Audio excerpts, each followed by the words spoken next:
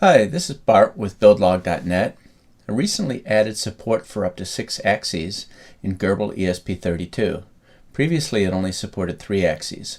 With 6 axes, the first axes are labeled X, Y, and Z. The next 3 are A, B, and C. In Gerbil ESP32, the 6 axes can be any mix of stepper motors and hobby servos. Initially, I tested with loose motors on a workbench. That was fine for my testing, but that was not going to cut it for a proper demonstration. I wanted to see a full 6-axis machine in action. It did not need to be practical, it just needed to look cool and not cost a lot to prototype. Here's what I came up with. It's basically 2 interlaced 3-axis pen plotters. Each has stepper motors for X and Y and a hobby servo for Z. The pens cannot cross over each other, but both pens can access the full work area. Plotter number 1 uses X, Y, and Z axes, and plotter number 2 uses the A, B, and C axes. The mechanism is similar to the type often seen on 3D printers. To keep things square with lightweight linear bearings, each axis is driven from both sides.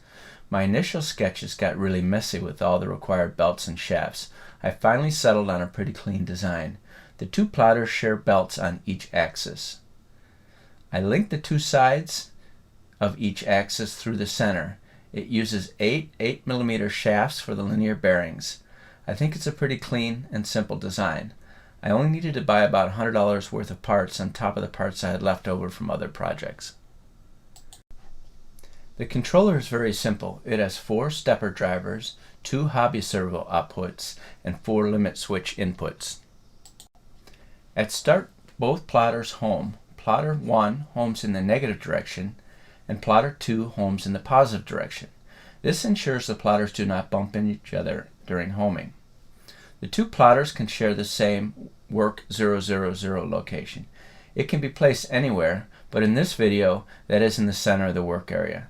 Therefore, in physical space, x0 equals a0, y0 equals b0, and z0 equals c0. A G28 location has been saved at the home locations. This allows pens to be moved easily to their home locations. Most of this G code is written by hand because there are no programs to generate code for this unique machine. While this appears not to be too practical, there are probably a few applications where it could be useful. One could be testing of multi-touch displays. This could be used to test pinch, pull, and rotation and other 2-touch moves. Like I said before, the machine was not designed to be practical. It's just a demo of 6 axes. With that said, it can do some cool tricks. Typically my machines generate questions from newbies, but this machine is likely to generate more questions from seasoned CNC operators. Regardless, the good news is Gerbil ESP32 now supports 6-axis motion. I hope you enjoyed watching the machine.